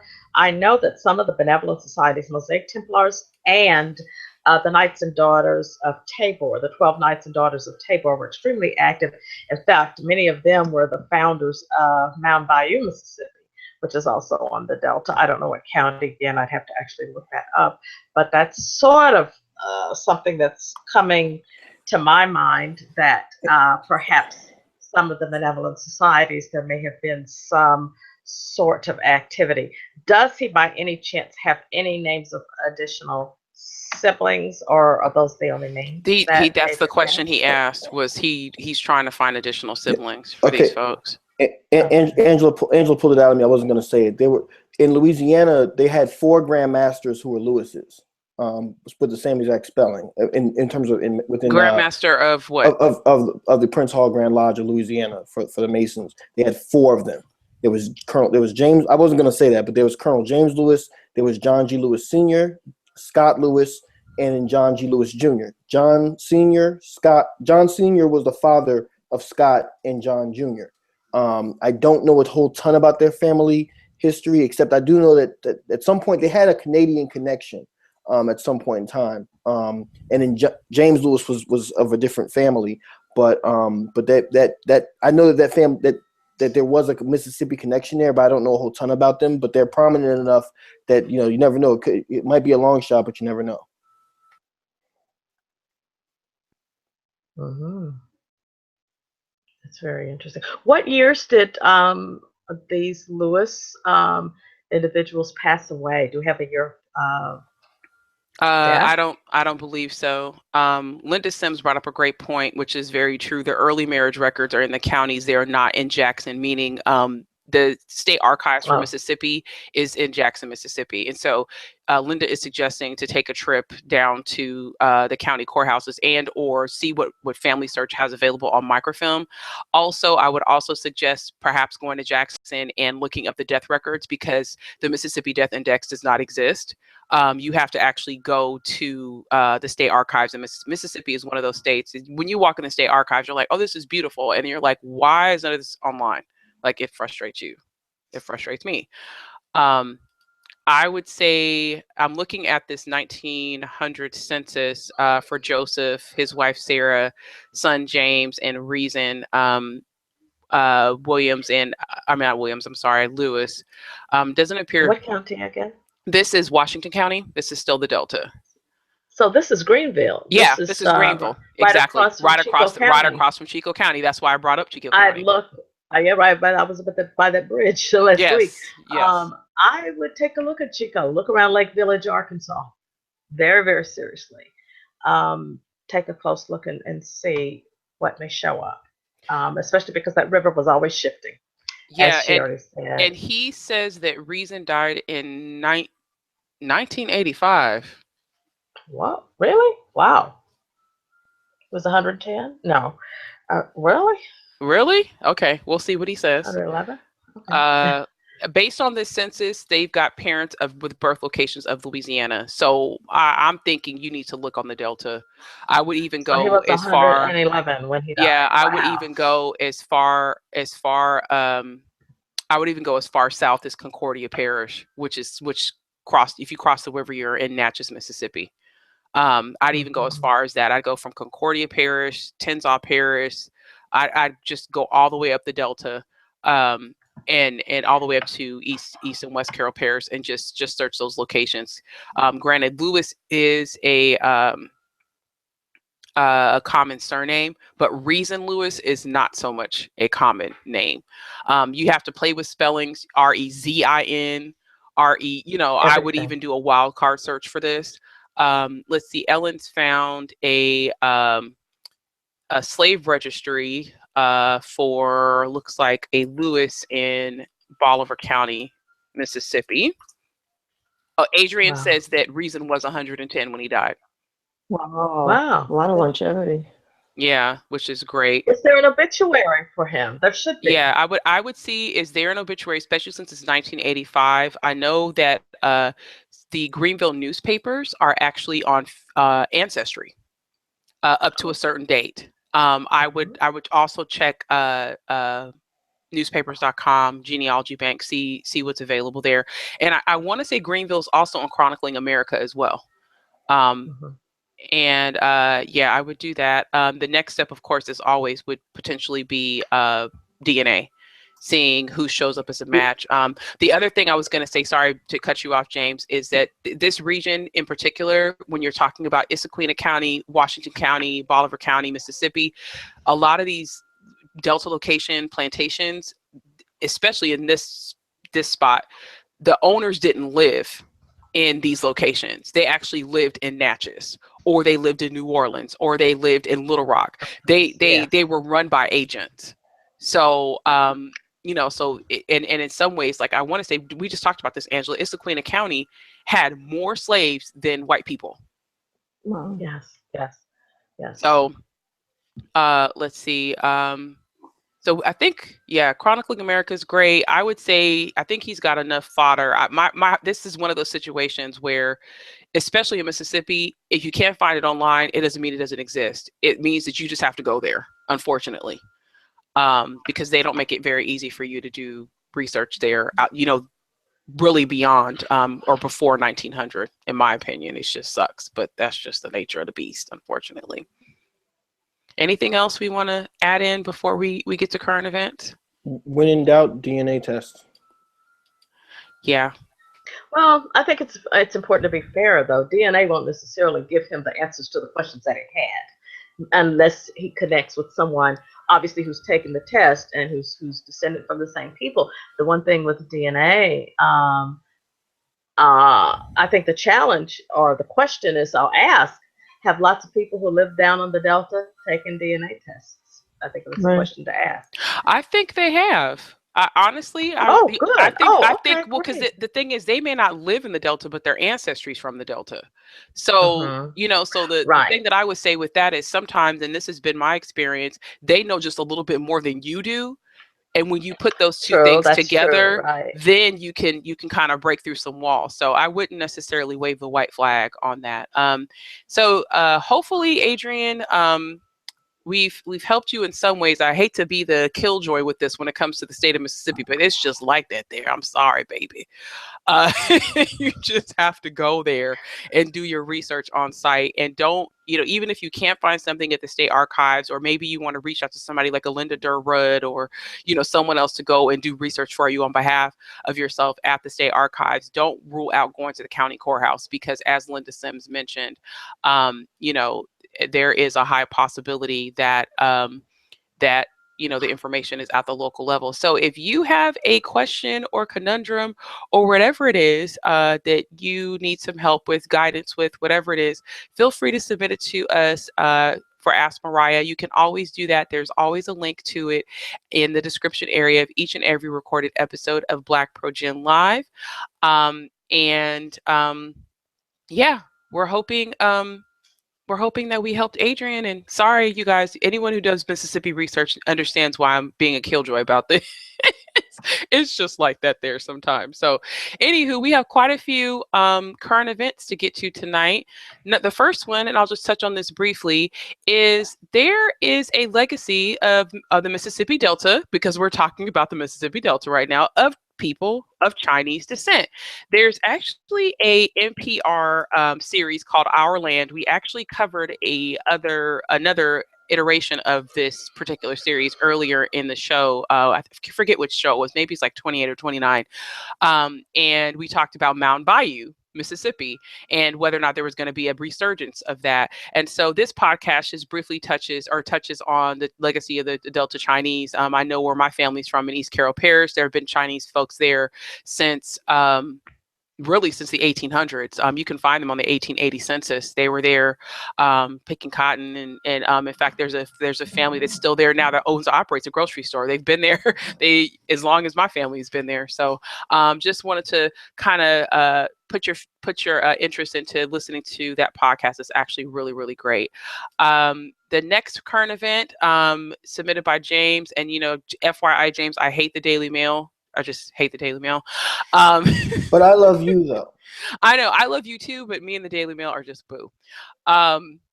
It's talks about a study that mentions, it's a study map that talks about Bantu, really the Bantu migration across the continent for 5,000 years.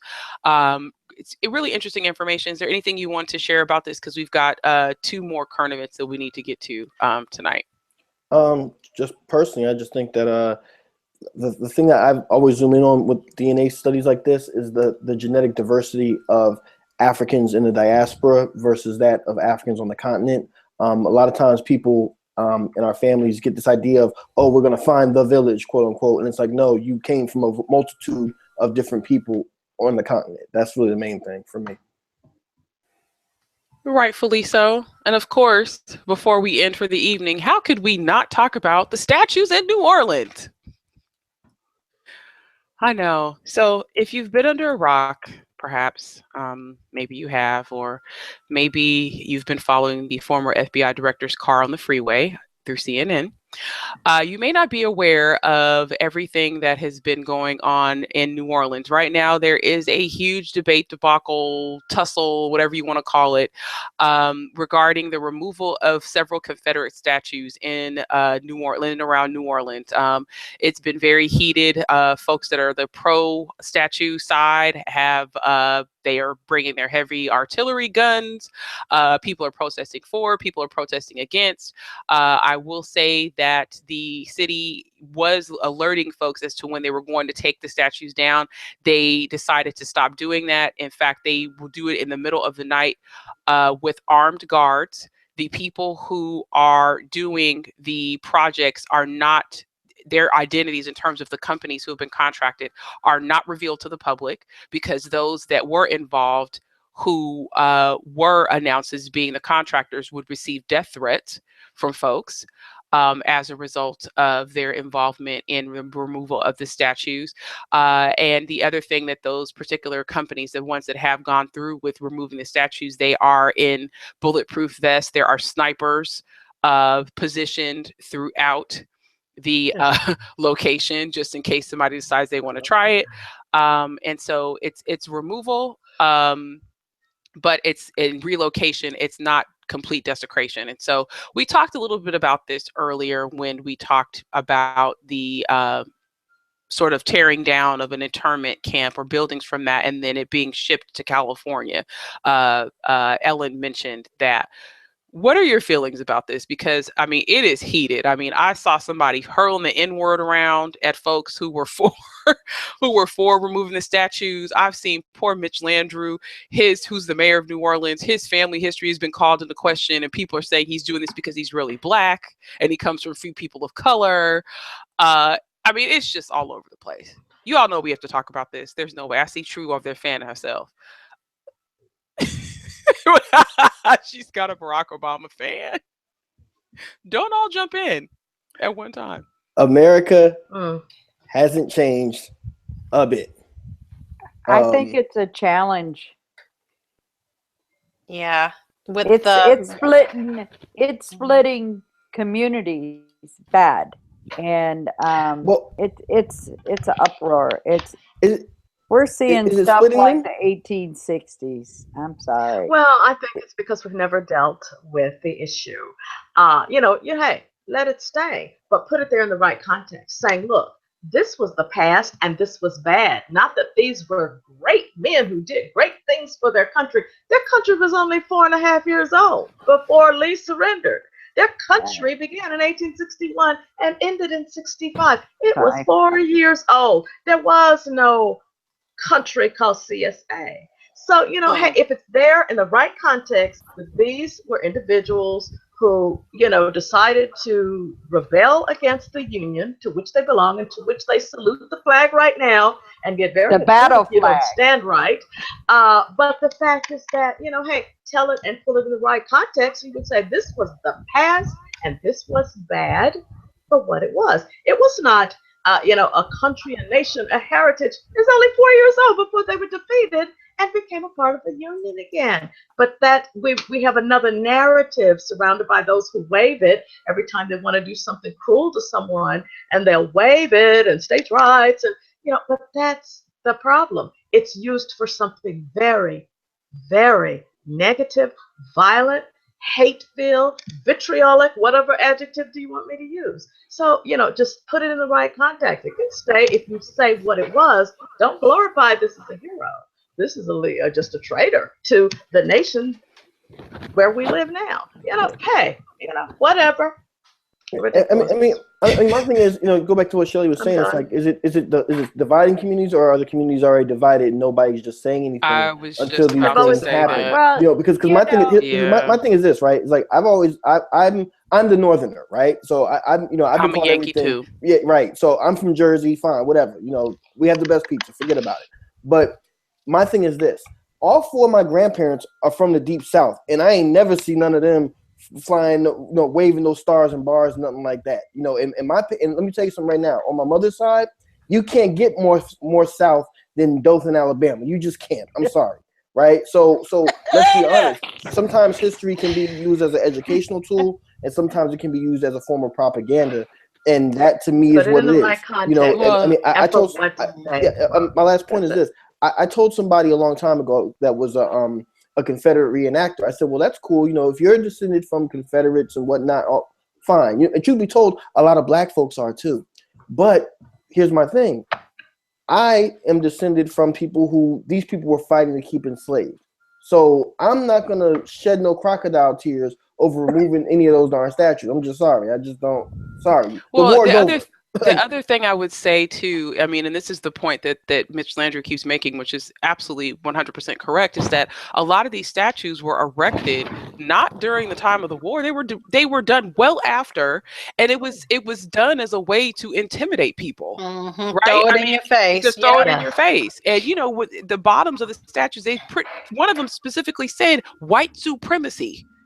It didn't say all our ancestors. No, it said white supremacy at the base of the statue. And then you all know I already got a tie to this, because just as my cousins was getting arrested for integrating the bathroom at City Park, or integrating the Lowe's Theater, or doing the Canal Street protest, these statues were right there in front of them. They had to pass this all the time.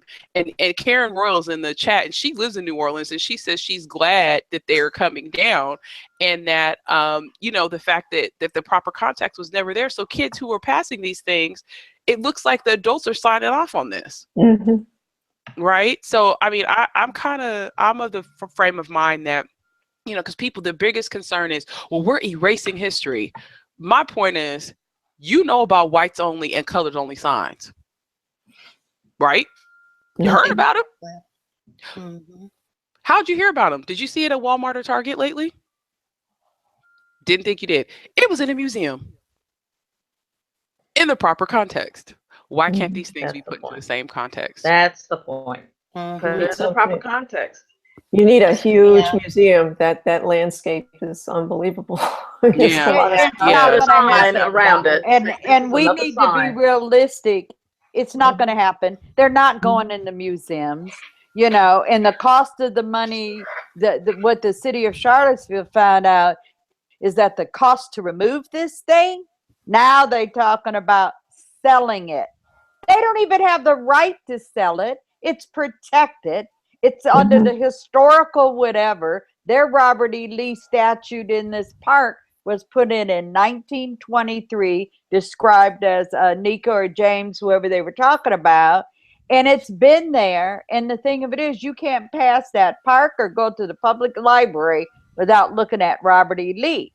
But they're talking about now, because of the cost to move it and say, oh, put it in a museum. Now they say they're going to sell it. Y'all can go get the whole live thing. And again, it's shouting matches. Mm-hmm. It's not just, like you see in New Orleans, the same thing.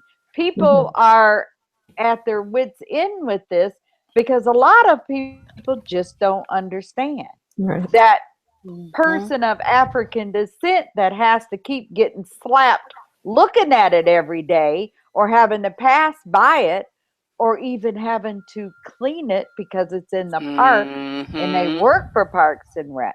It's not a good thing, but it's the whole mood of the total chaos in the country. I agree. It is unaddressed chaos. It's unaddressed. It is. And your current head of state, who lives on Pennsylvania Avenue, has brought about that climate of shouting. My name for him. True is just killing me with that fan.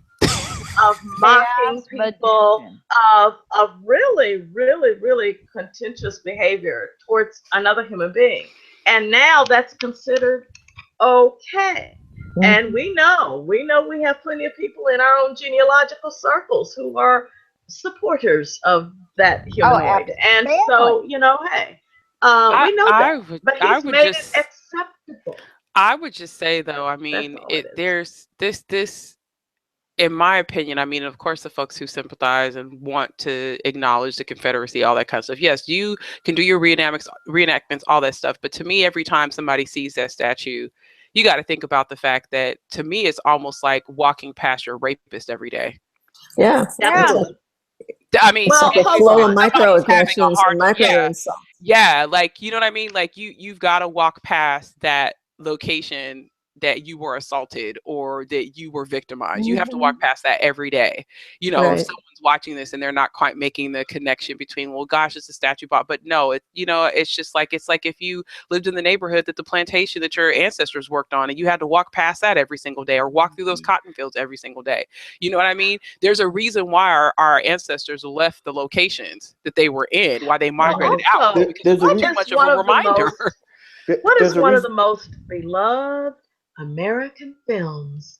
Gone with the Wind. Oh, please. Why do you have to say it like that? Come on. I have Gone with the Wind. Who I've known for years who are Jewish, who will sit there and say, no, let me finish.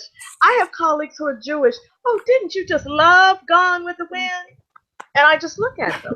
I beg your pardon. Let's just take the story of Scarlett and Red Butler and let's put it in Nazi Germany. And she's a Jewish maiden and he is a Nazi. And it's a Nazi love story. Really? I mean, come on. What? Really? It also it's a bestseller from like 1930. 1939. She burned down with the house. And Mammy, who was, Mammy was Mammy. And I don't know nothing about no babies. Because this was a Southerner's love story. We would not tolerate a Nazi love story, or would we? No. Since we now have Nazi-esque behavior coming from some people in charge. But it is very, very strange. And we need to look at that. We're well, look at where those camps came from. Look at where the idea of the camps are from. Absolutely. No, we have unaddressed issues. Lord. I don't know nothing about birthing no babies. Look, I do. He in the room sleep.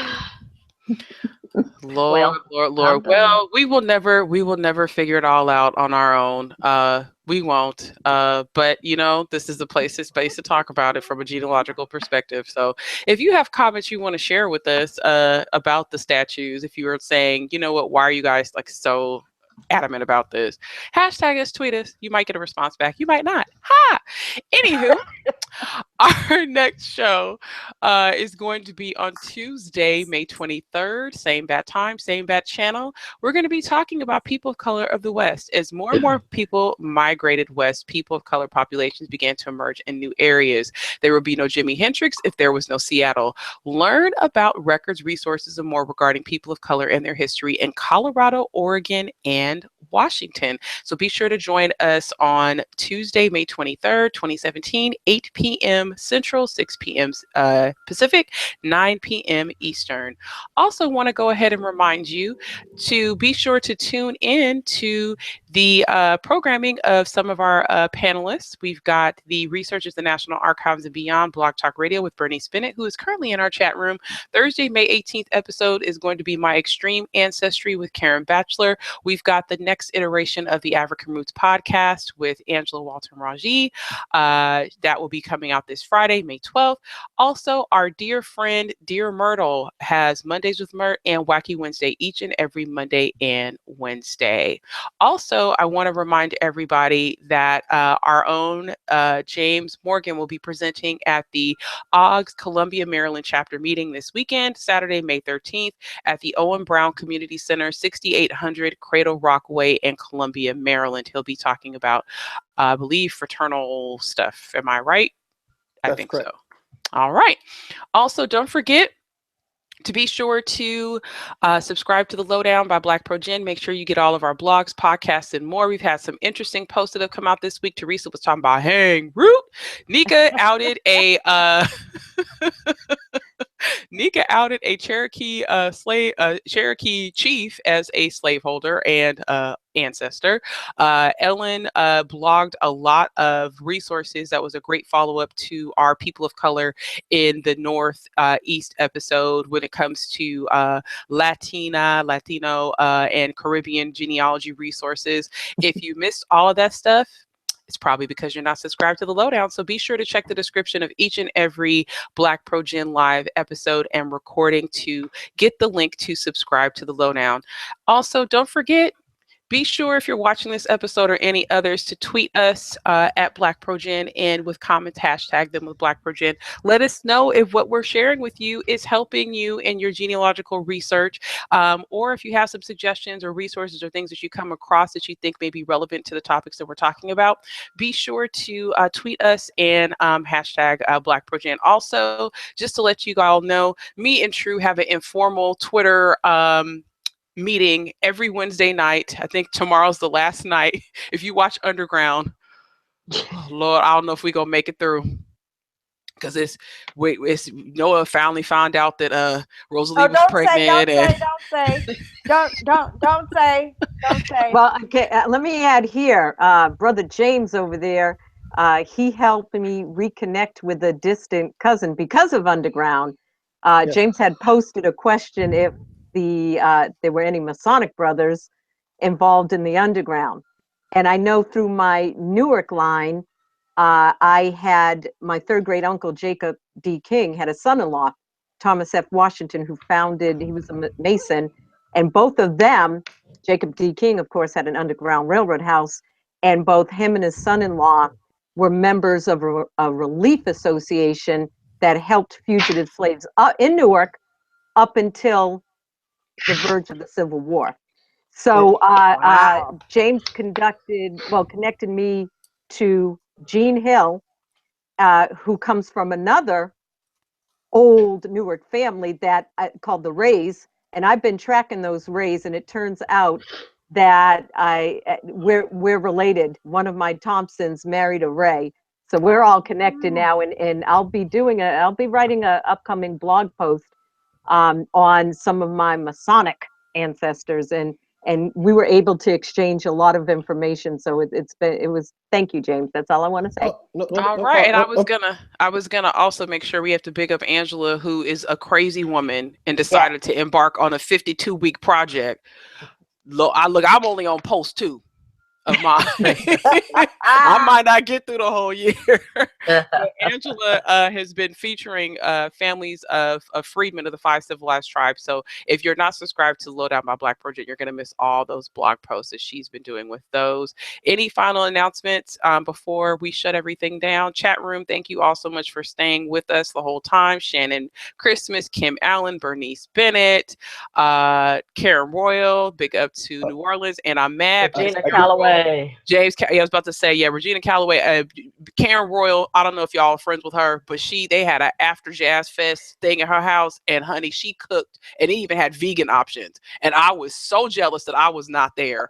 The food looks so good. I was so mad. I just want her to know that. Our buddy Tyrone Crafts is in the house. Genealogy Jen. There's a million people that are in the chat room. Linda Bug Sims, thanks so much for joining us. And Nick, I did want to say since you brought up Underground and Teresa mentioned that whole thing. I was plugging the May 2016 episode of my other show that I'm involved in, the Prince Hall Think Tank, where we talked about Prince Hall Masonry in the Underground Railroad. So you can actually check that episode out, and you'll see where they got a lot of material from for the show, for the actual Underground show. So you can check that out on YouTube also. All right. Well, it's been an amazing night. Thank you so much to Kalani and to Linda for giving us their expertise on Asian Pacific Islander genealogy research. We know that is definitely a huge catch-all term. and that there's no way we can cover everything in an hour plus. But we hope that for those of you who are just getting started in your genealogical search with those particular groups that are revolving around Asia Pacific Islander genealogy, that we provided you with some fodder to get started and to continue your pursuit. So until Tuesday, May 23rd, I am Nika Smith, your host here of BlackProGen Live, and thanks so much for joining us. We'll see you in 2 weeks. Bye. Thanks, Nika. Bye. Take care, everybody.